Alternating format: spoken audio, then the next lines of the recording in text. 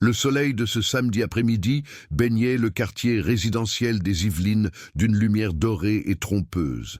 Les maisons, impeccables et modernes, semblaient rivaliser d'élégance, leurs jardins manucurés exposant une perfection presque agressive.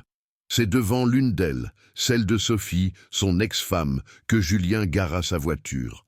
L'air était doux, mais une tension palpable flottait autour de la propriété, comme si le gazon parfaitement tondu et les jouets d'enfants sagement alignés servaient de décor à une pièce dont personne ne voulait connaître la fin. La porte d'entrée, laissée entr'ouverte, était une invitation silencieuse dans un monde où les apparences cachaient une vérité bien plus sombre. En s'avançant sans faire de bruit, Julien sentit ce froid familier qui s'installait dans son estomac. Le pressentiment que la normalité affichéenne était qu'un fragile vernis sur une réalité brisée. Il la trouva dans le salon, une pièce baignée de lumière mais dépourvue de chaleur. Sophie était à genoux devant Chloé, leur fille de 7 ans, et finissait de lui enfiler une robe à manches longues, un choix vestimentaire étrange pour une journée si chaude. Le visage de Sophie était crispé, ses gestes rapides et nerveux. Julien resta immobile dans l'encadrement de la porte, observateur invisible d'une scène qui se jouait sans lui. C'est alors que le geste se produisit, un mouvement anodin qui fit basculer l'univers. En ajustant le col de la robe, la main de Sophie fit glisser la manche, révélant, l'espace d'une seconde insoutenable, une ecchymose violacée et jaunâtre sur le petit bras de l'enfant. Leurs regards se croisèrent. Dans les yeux de Sophie, Julien ne vit ni surprise ni indignation, mais une panique pure, la culpabilité d'une complice prise en flagrant délit. Aucun mot ne fut prononcé. Le visage de Julien, habituellement marqué par la fatigue du travail, se transforma en un masque de fureur glaciale. Le son semblait avoir été aspiré de la pièce, laissant place à un silence assourdissant, plus lourd que n'importe quel cri. Il s'avança lentement, chaque pas mesuré contrastant avec la tempête qui faisait rage en lui. Il ignora Sophie, qui se relevait, balbutiant déjà une excuse incohérente. Ses yeux étaient rivés sur Chloé, sa petite fille aux épaules rentrées, qui le regardait avec un mélange de peur et d'espoir. Il s'accroupit, prit délicatement la main de sa fille, un geste d'une infinie douceur, et la guida vers la sortie. Les appels de Sophie, de plus en plus faibles et désespérés derrière eux, n'étaient plus qu'un bruit de fond insignifiant. La seule chose qui comptait était la petite main tremblante dans la sienne. Une fois dans la voiture, à quelques mètres seulement de la maison, il coupa le moteur. Le silence revint, mais il était différent. Ce haine était plus le silence de la confrontation, mais celui d'un monde qui se réorganisait autour d'une nouvelle et terrible certitude. Le pare-brise encadrait une scène de vie de banlieue paisible, un monde auquel il n'appartenait plus. Julien se tourna vers sa fille, assise sur le siège arrière, et la façade de l'homme fort et distant s'effrita complètement. Ses yeux, pour la première fois depuis des années, se remplirent d'une douleur à l'état brut. C'est dans ces instants où tout s'effondre que les vrais combats commencent, des luttes silencieuses que peu de gens voient. Si vous croyez en l'importance de partager ces récits, votre abonnement est le soutien qui nous permet de continuer à leur donner une voix. Avec un geste d'une infinie précaution, il se tourna sur son siège et défit la ceinture de sécurité de Chloé. Le monde extérieur, avec ses voisins tondant la pelouse et ses enfants riant au loin, semblait appartenir à une autre dimension, une réalité parallèle où les pères n'avaient pas à affronter les monstres cachés dans des maisons parfaites. Ses mains, habituellement si assurées pour tracer des plans et superviser des chantiers, tremblaient légèrement. Il posa une question simple, la seule qui importait, sa voix rauque brisant le silence pesant de l'habitacle. « Chloé, mon trésor, parle-moi de ton bobo. » Il choisit délibérément ce mot enfantin, une tentative désespérée de créer une bulle de sécurité dans l'épave de leur vie, un espace où sa fille de 7 ans pourrait oser dire l'indicible sans se sentir coupable ou menacée par la gravité de la situation. Au début, elle récita la leçon apprise, les mots sortant de sa bouche comme une poésie macabre qu'on l'avait forcé à mémoriser. « Je suis tombé du vélo, papa. » Sa voix était fluette, un murmure à peine audible, et elle gardait les yeux fixés sur ses petites chaussures. Mais Julien ne la quitta pas du regard. Il ne la pressa pas, ne montra aucune impatience. Il laissa simplement le poids de sa présence aimante et de sa douleur visible remplir l'espace. Il vit la lutte dans ses yeux d'enfant, la loyauté envers sa mère se battant contre le besoin criant d'être sauvé. Puis, le barrage céda. De grosses larmes silencieuses se mirent à couler sur ses joues, et elle chuchota la vérité qui empoisonnait ses jours. « C'est tonton Stéphane. Il se fâche quand je fais du bruit. Maman dit qu'il ne faut le dire à personne. » Chaque mot fut comme un éclat de verre dans le cœur de Julien. La confession de sa fille ne se contenta pas de le blesser. Elle le démolit et le reconstruisit en l'espace d'un instant. La culpabilité des années d'absence, la rage impuissante face à l'injustice et un amour paternel féroce, presque animal, fusionnèrent en un seul sentiment, une certitude froide et absolue. Le père distant, l'ingénieur absorbé par ses projets, mourut sur ce siège de voiture. À sa place naquit un protecteur, un homme dont l'unique mission était désormais gravée dans le marbre, assurer la sécurité de son enfant, quel qu'en soit le prix. La question haine était plus de savoir s'il allait agir, mais comment? Il sentit une vague de violence pure monter en lui, l'envie de retourner dans cette maison et de briser l'homme qui avait osé lever la main sur sa fille. Pourtant, une autre partie de lui, la facette logique et méthodique de l'ingénieur, prit le dessus. La violence serait une libération temporaire, mais une défaite stratégique. Un seul coup de poing et il deviendrait l'homme instable, le père impulsif. Il perdrait toute crédibilité et, pire encore, il risquerait de perdre la garde de Chloé. Sophie et Stéphane utiliseraient son geste contre lui, le peignant comme le méchant de l'histoire. Il serra si fort le volant que ses jointures blanchirent, luttant contre ses propres démons. La vraie bataille ne se gagnerait pas avec les poings, mais avec l'intelligence. Il devait déconstruire la vie de Stéphane, pièce par pièce, avec la même précision qu'il utilisait pour concevoir un bâtiment, en s'assurant que la structure entière s'effondre sur lui, sans laisser la moindre chance de reconstruction. Il démarra la voiture et éloigna lentement de la rue maudite, jetant un dernier regard dans le rétroviseur à la maison qui, était plus qu'une façade de l'horreur. Pendant le trajet, son esprit se mit à rembobiner le film des dernières années. Chaque week-end manqué pour cause de réunion, chaque appel écourté, chaque promesse reportée lui revenait en pleine figure. Il avait cru que pourvoir aux besoins matériels de sa fille suffisait, qu'une belle maison et des cadeaux coûteux pouvaient remplacer sa présence. Il se voyait, distant et maladroit, lors des rares moments passés ensemble, ne sachant pas vraiment comment combler le fossé que son travail avait creusé entre eux.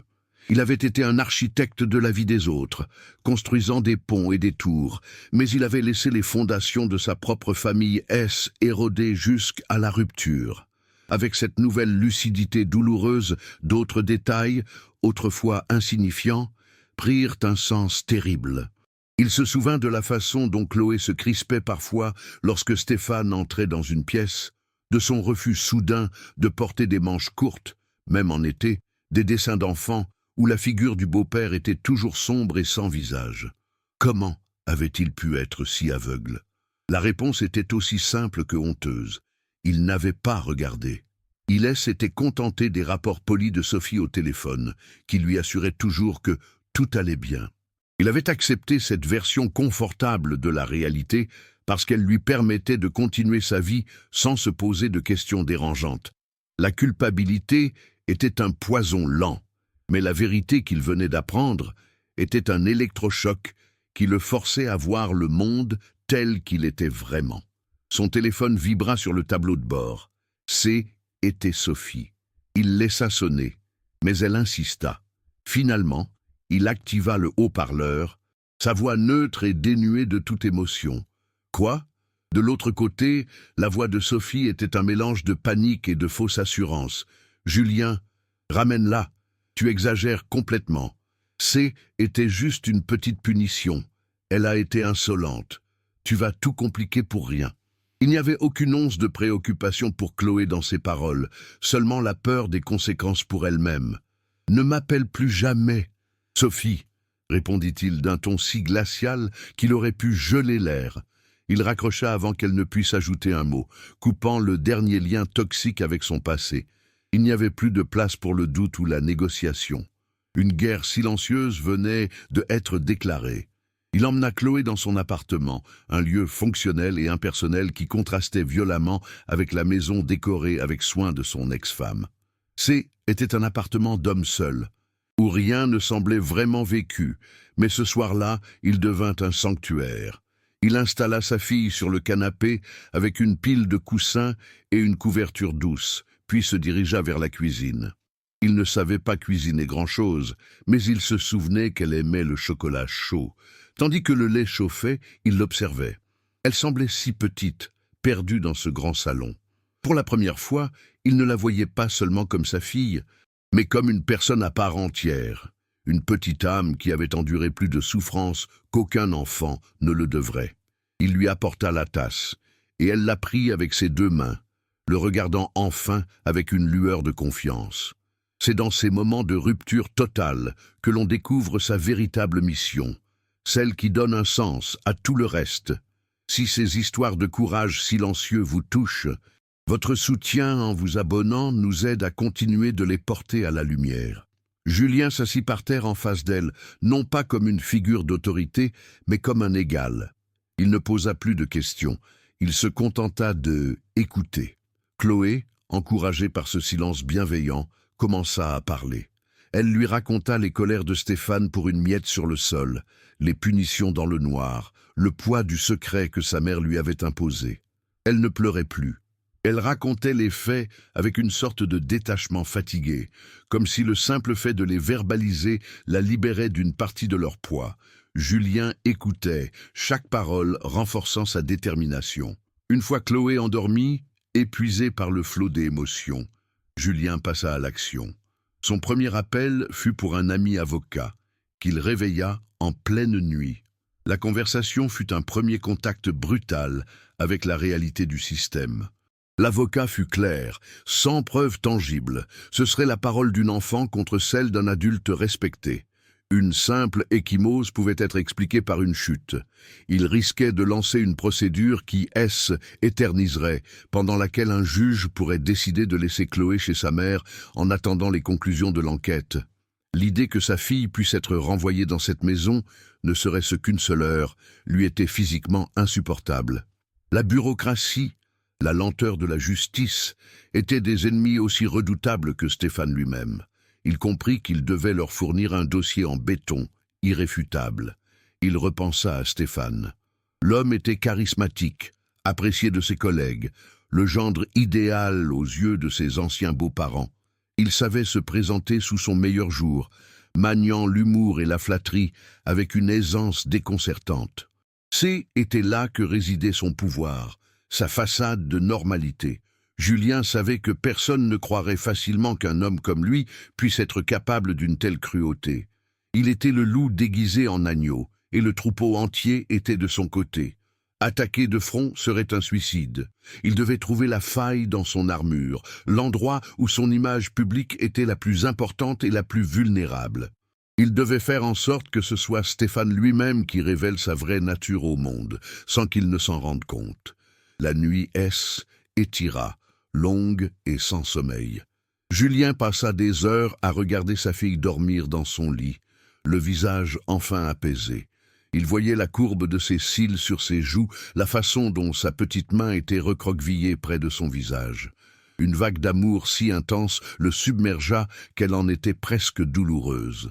Hélène était plus un homme brisé par la culpabilité, mais un père armé d'une nouvelle raison de vivre. Il ne se battait pas pour se venger ou pour apaiser sa conscience. Il se battait pour l'avenir de cette petite fille, pour qu'elle puisse grandir sans peur, pour que son rire résonne à nouveau librement, sans la menace d'une main violente pour l'étouffer. Il lui fit une promesse silencieuse. Il deviendrait le bouclier qu'elle avait toujours mérité. Et ce bouclier ne se briserait jamais.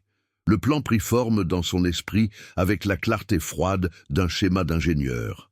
La vengeance brute était l'outil de l'amateur. La justice, elle, exigeait une conception parfaite. Il découvrit par hasard, via un ancien contact professionnel, que l'entreprise de Stéphane organisait une grande soirée pour célébrer sa promotion au poste de directeur régional. C était là, sur la scène de son plus grand triomphe public. Que Julien allait orchestrer sa chute. Il n'irait pas à la gendarmerie avec des preuves qui pouvaient être contestées. Il apporterait la vérité directement au tribunal de l'opinion publique, celui qui juge le plus vite et condamne sans appel. Pendant des jours, il prépara son unique arme, un petit enregistreur numérique.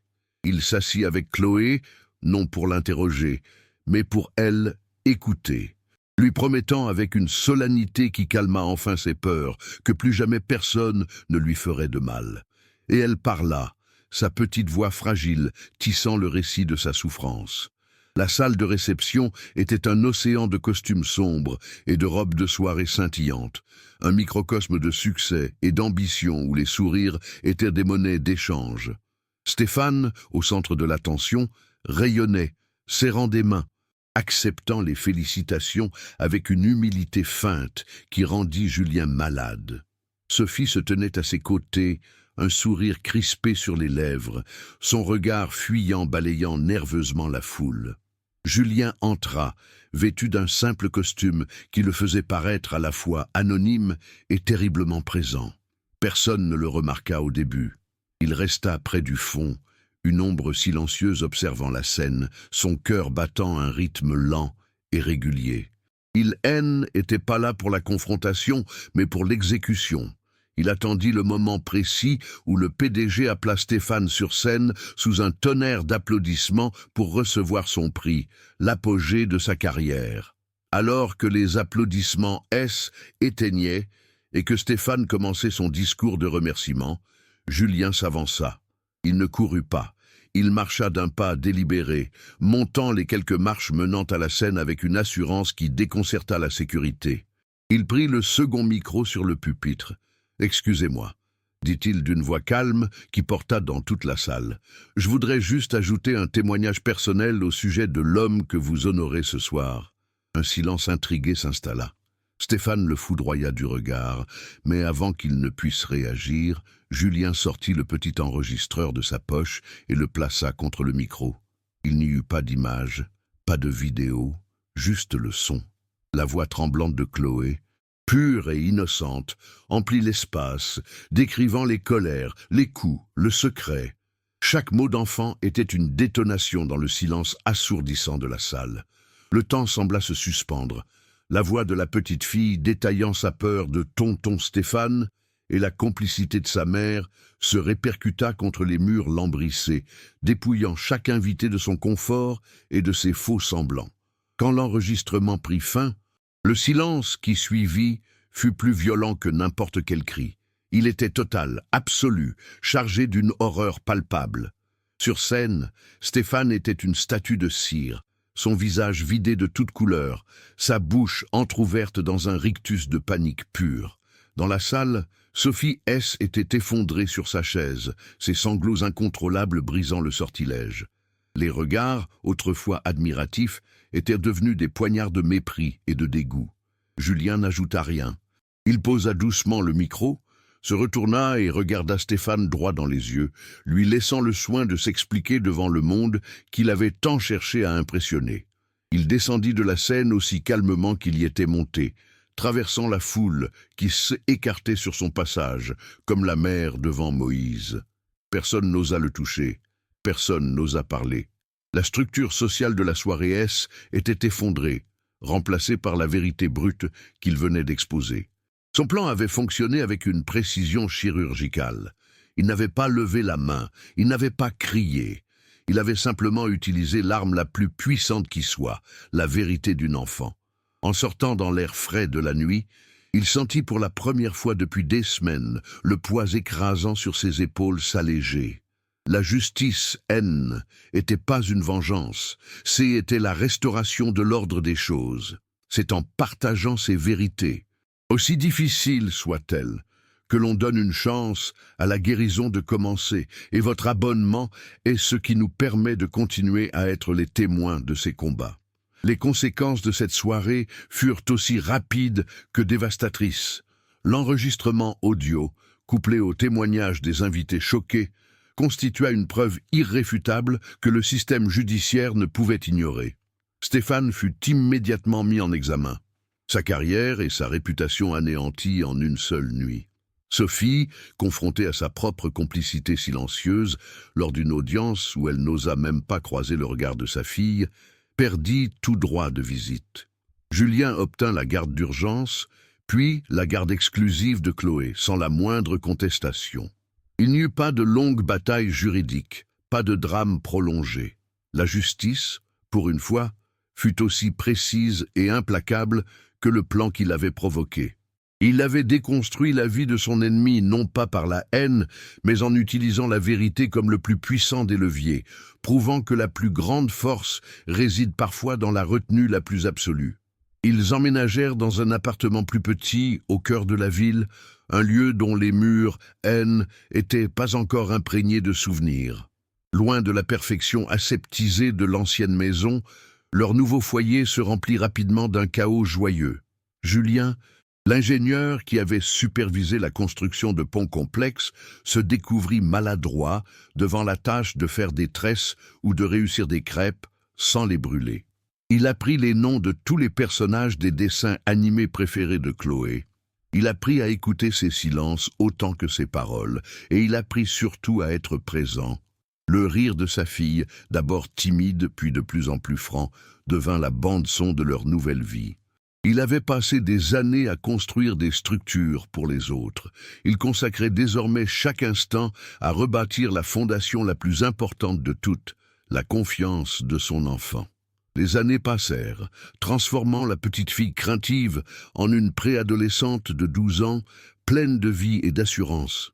Julien la regardait depuis les gradins lors d'une compétition de judo, observant avec une fierté immense la concentration sur son visage alors qu'elle faisait face à son adversaire. Elle n'était plus une victime, elle était une combattante. Il avait craint que les cicatrices de son enfance ne la définissent à jamais, mais il voyait maintenant qu'elles étaient devenues une partie de sa force. Cette prise de conscience avait fait naître en lui une nouvelle mission. Il était devenu bénévole actif au sein d'une association de protection de l'enfance, utilisant son temps libre pour aider des parents désemparés à naviguer dans les méandres juridiques et émotionnels qu'il connaissait si bien. Il avait transformé sa propre douleur en un phare pour guider les autres. Assis dans le bureau sobre de l'association, il écoutait un autre père, le visage ravagé par la même angoisse qu'il avait ressentie des années auparavant. Julien ne lui offrait pas de solution miracle, mais il partageait son histoire, une preuve tangible qu'il était possible de sortir des ténèbres. Il lui parlait avec la patience d'un homme qui avait appris que la plus grande des constructions haine était ni de béton ni d'acier, mais la reconstruction d'une vie brisée. En regardant cet homme reprendre espoir, Julien comprit que sa victoire n'avait pas été de détruire Stéphane, mais de créer un avenir pour Chloé et, par extension, pour d'autres comme elle. C'est en continuant à raconter ces histoires de résilience que nous pouvons tous contribuer à ce changement, et votre abonnement nous donne la force de poursuivre cette mission essentielle.